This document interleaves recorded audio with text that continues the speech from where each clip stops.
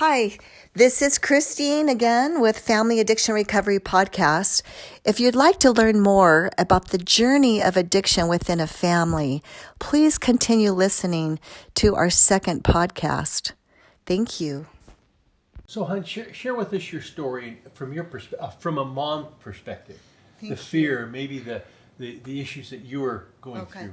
Okay. Well, thank you so much. Well, like I mentioned in the beginning, when I found out about this and watching them, we had tried so hard to do what we thought was right. You know, we were taking our family to church every week. We were actually having family prayer every day. We even did scripture study every day. And so to have our sons, you know, moving off this road, and I've sensed a sadness in them. I really did. It made me so fearful. I did, like I told you, I had that sense of I'm the mom. This is my responsibility. I have to fix it.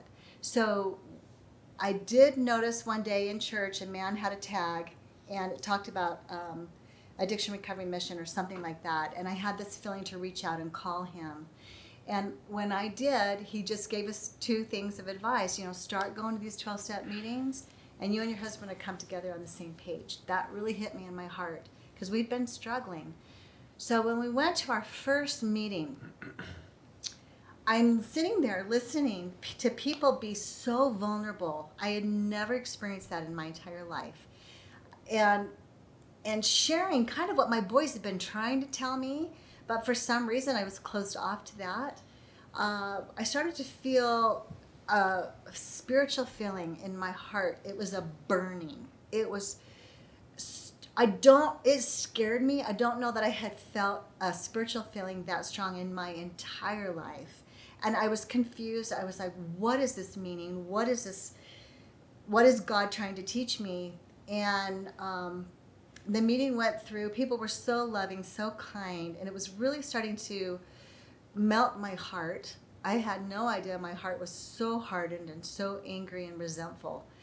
And as we started to walk out of the meeting, we were just walking out the door when my husband turned to me, and Rick, he's sitting right here, he turned to me and he said, I don't think I've ever felt like a spiritual feeling that strong in my entire life.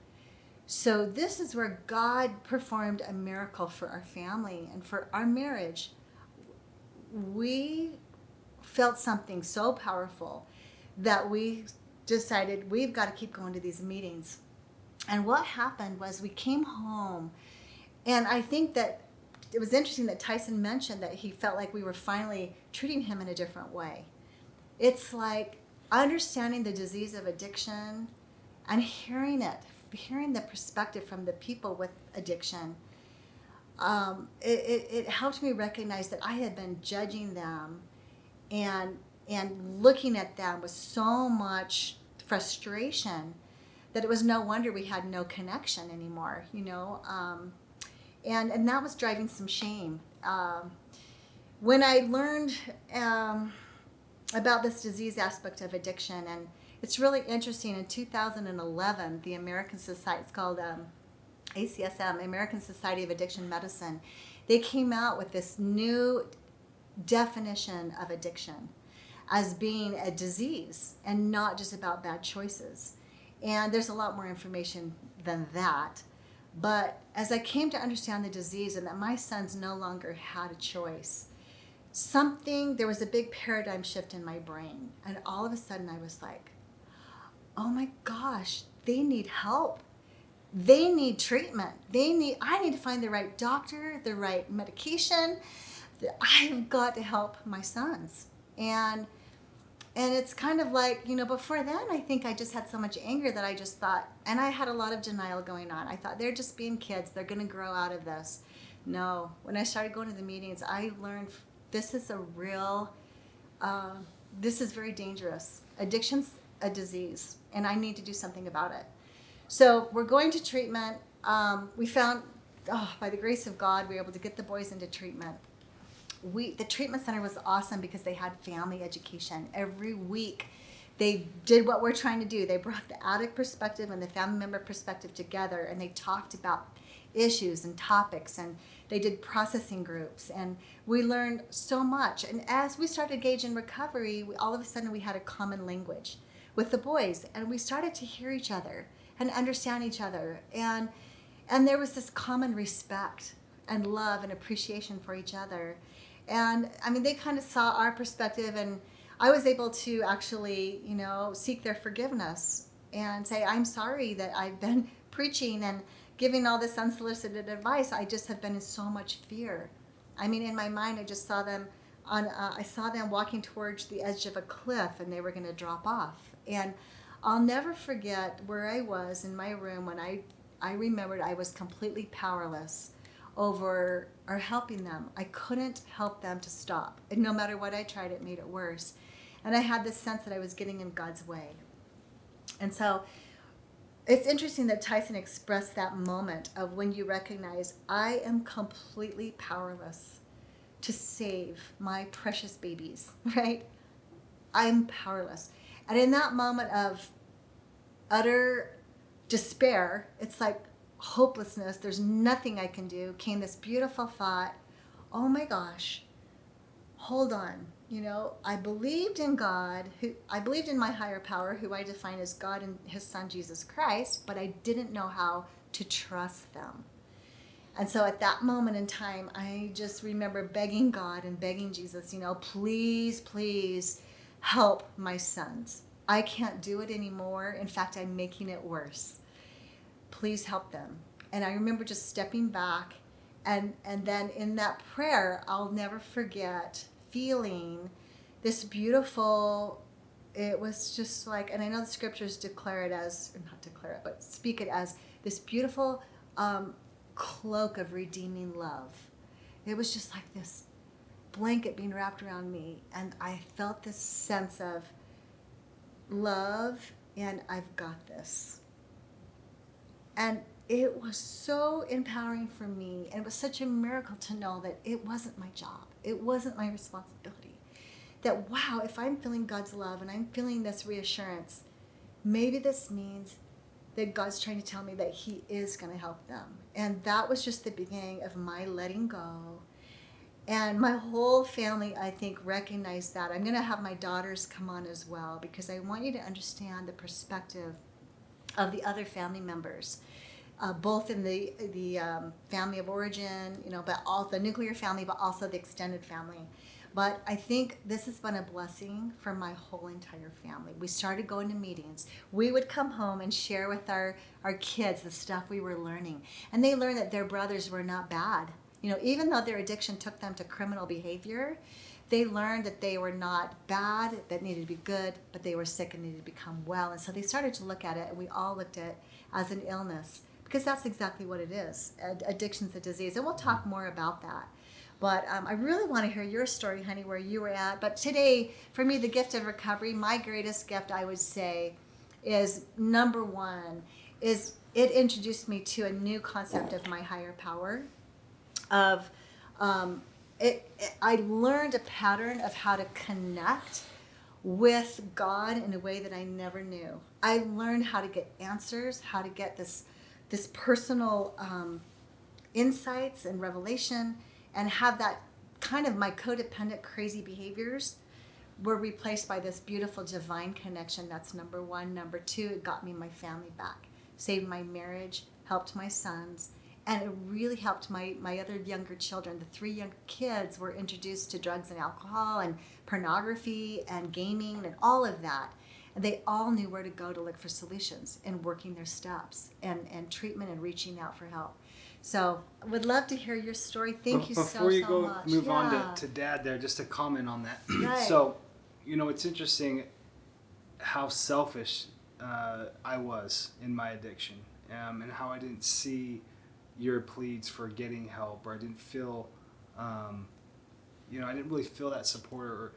But I remember in treatment when we had family group, after the drugs were worn off, after I detoxed, and I was feeling my emotions for the first time in, a few years really, how Dad was talking about how you were so scared when we were out because you didn't know where we were.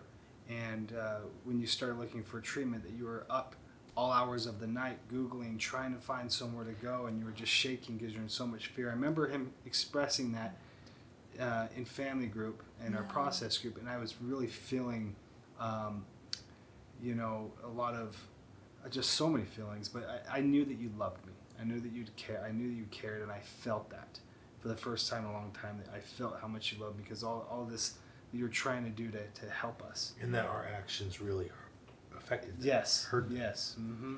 Oh, Yeah. I'd love to hear We you didn't say know that. We weren't aware. Right. We were harming anyone. Yeah. Well, You- and I think that's why it's important that in these podcasts that we're bringing these voices together, that we can understand each other, and I think that helps with that connection, and to say, wow, all the times when you're being so pushy and preaching at me all the time, you mean that's because you were afraid, and you had all that fear, and isn't it? And there's a balance back and I love forth this too, because when I was dialogue. waking up in the mornings and I had a talk every other day of a prophet's talk, I'd feel I must not be good enough. She's sending these talks every other day. I must be screwing up, and she must feel like she needs to fix me because I'm so just defective. And Yeah. so it went back and forth a lot So, of the communicating once we started getting healthier and Yeah. You know, And I as call family you out on members, your we behalf. don't understand how all of that kind of pushing, it just drives the shame even deeper. Like you said, it makes you feel like I must not be capable, Yeah. So At a subconscious level, I wasn't really consciously Yeah. thinking. I was consciously Yeah. just, man, quit sending me this stuff. But subconsciously, emotionally, it's just, Right. yeah. Yeah. Thank you for Yeah. saying that. And I just want to share just really quickly. I think the number one thing that family members are worried about is how do I get my loved one in treatment? I know that I think they have a problem. I'm not sure. And, your local treatment centers may have different things. For me, it was really important to me that I found a treatment center with a strong aftercare program because I knew my boys were only going to be in treatment back then. Common to be 30 days, They're only going to be in 30 days of treatment, and they got to go back to a lifestyle that they've had for maybe several years. So I think that it's nice. I know if you are worried about that, you can call renaissanceranch.com, and they just for free will give you some ideas on how to go about getting insurance, how to how to go about that process of getting your loved one willing. And then as you join our family education classes, they're all online. It's so easy. It's a click away. You'll start to get a sense of what to do to help get them the help they need. But really, as you start modeling recovery by going to your own, Al-Anon or 12-step meetings, when one person of the family starts to change for the better, it really helps to shift all the behaviors in the family. through osmosis. Even. Yeah, just that, it's incredible. But Rick, can you kind of share a little bit about, I feel like you're such a different person now because of recovery than where you were before, and you were a great dad. I mean, we went camping, we did so many fun things together, and we tried so hard spiritually with our boys, and we had so much love. There was so much love and connection, and then with the addiction, just with both of us trying to come at it from that male and female perspective, we could not get on the same page at all. Talk a little about the tough love. I don't think it was so much that we had a conscious law of don't talk about our family secrets, but it was just that we didn't know how to, really. Yeah. We didn't have the tools. We really didn't. Could kind of share a little bit about where you were as a dad and that male perspective. And real quick know. before you, Dad, if I could interject. So Yeah. I worked with hundreds of people, thousands of people go through recovery, mainly the addicts themselves, and see literal miracles, miraculous changes, night and day, just similar to like our experiences on what we were and what we are now. And it's just cool to look at you, Dad, and to see and to see such great of a change. Such In a that miracle. it's I think a lot of people don't believe that real change can happen, or that it's possible. Very concrete, real personality, perceptual Well, and changes. the adversary, he's on us all the time, telling us we can't change, Well, for sure. but what's awesome, what is really cool to see, Dad, is I've seen such a massive character and perspective shift and change. Huge. That that's like, how did that happen? That's what mom's asking, I think, Yeah. too, right? Yeah, thank you. How was that Absolutely. For possible? saying that. So, when a family struggling with addiction, it is a family disease. It's just not about the addict, is it? When experiences happen in your life around addiction, it's devastating. I'll never forget the day that, and there'd been a number of times that the boys, as I mentioned, had been in jail, but Christy and I had a chance to go in and visit one of the boys in jail. And we were able to look at him through the glass, and he was in an orange jumpsuit, and he was chained up. You remember that? I don't Chained even up. like to think about that. And they chained him from his Oh, yeah. wrist to his waist, shackled him on his feet, and as he come walking, he was shuffling because they had the shackles so tight. And here was a boy that should have been 185 pounds at least, and maybe was 130 because of what addiction had done. And I remember saying, what happened to my boy? What happened? You start blaming yourself, the anger, the resentments. And in a family where there's addiction, many times the codependents, which are Christy and I in this case, we look at it in a different perspective. Codependency has many different tentacles.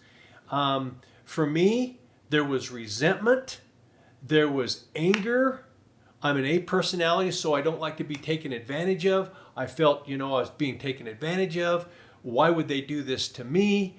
At the same time, I'm mad at them. I'm mad at her because I feel that she's maybe enabling some of this, allowing some of this. And as things got worse, what was happening, it was crippling our relationship.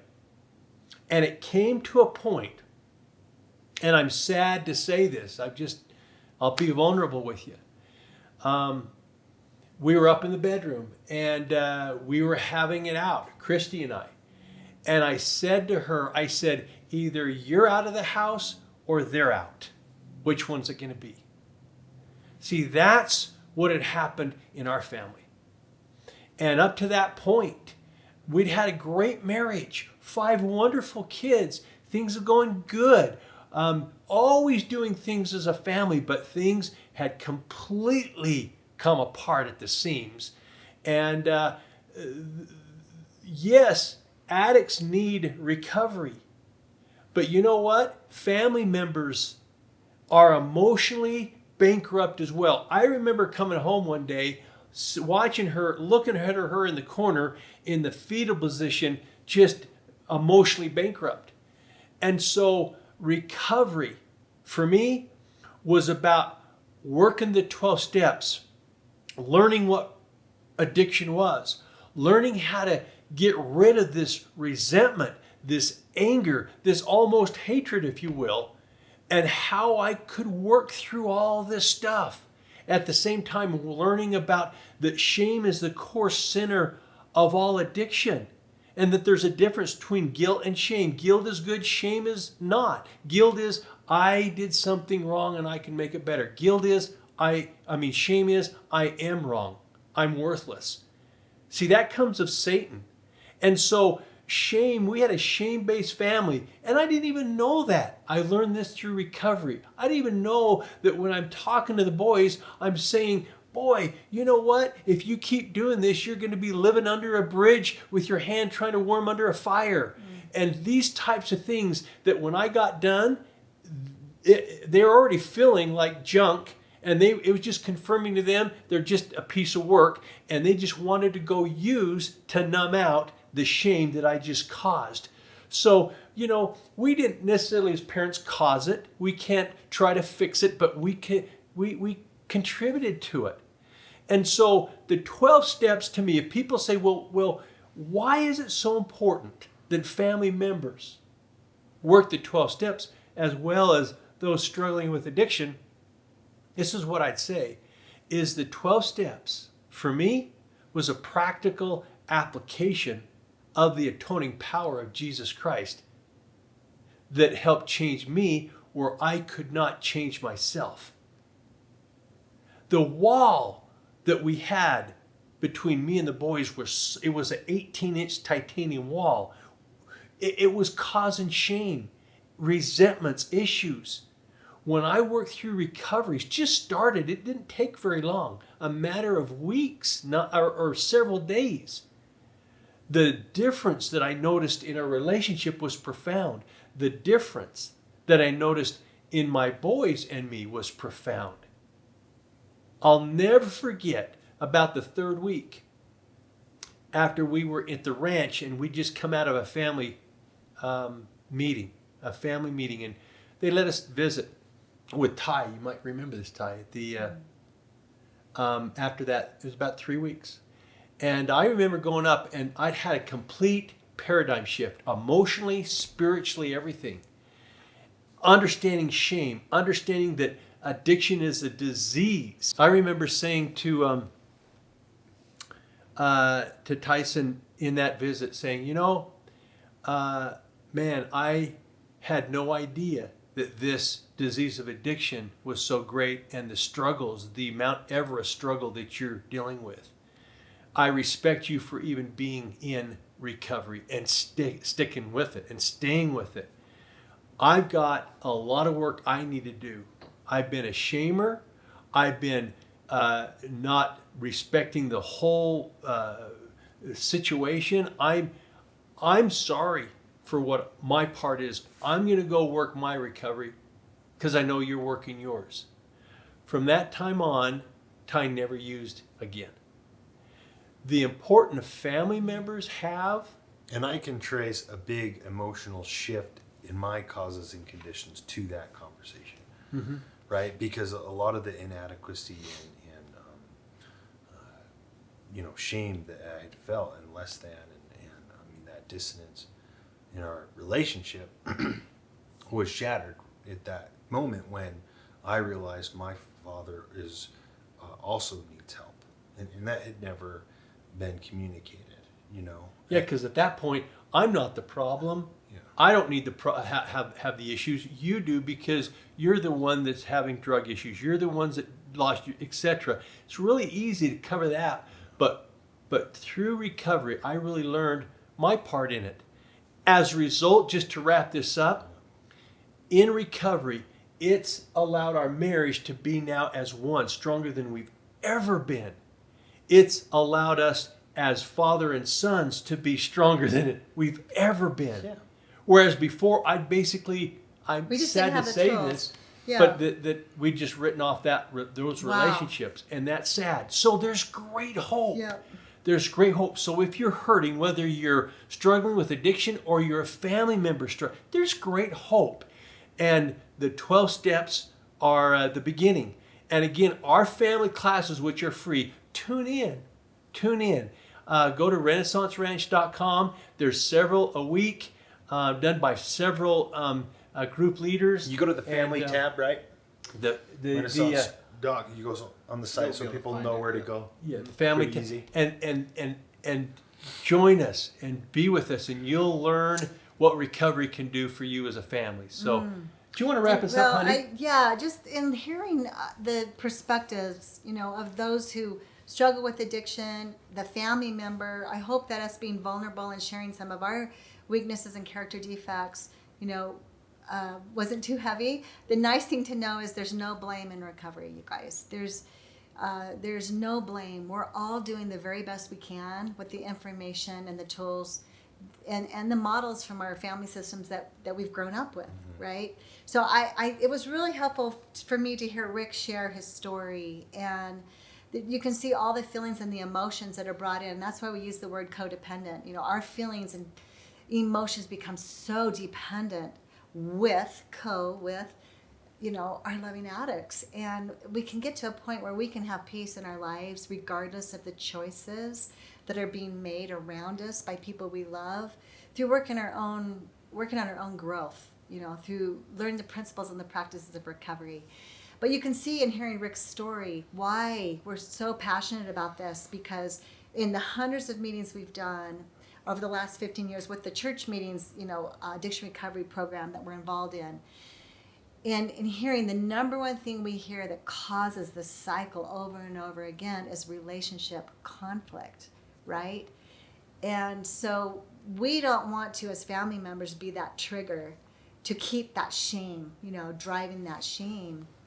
And it's so great to understand each other. So thank you so much. And I just want to show you one thing that you can get right now, and I'll put it on the Addiction Recovery Mom Instagram site. This is the Healing Through Christ book. This is the best resource that we have found for family members who have loved one or significant others who have loved one in addiction. And you go to healingthroughchrist.org. We'll put all that on the Addiction Recovery Mom Instagram page. But anyway, we love you guys. Thanks so much for tuning in, and we hope that it's been helpful. Thank you.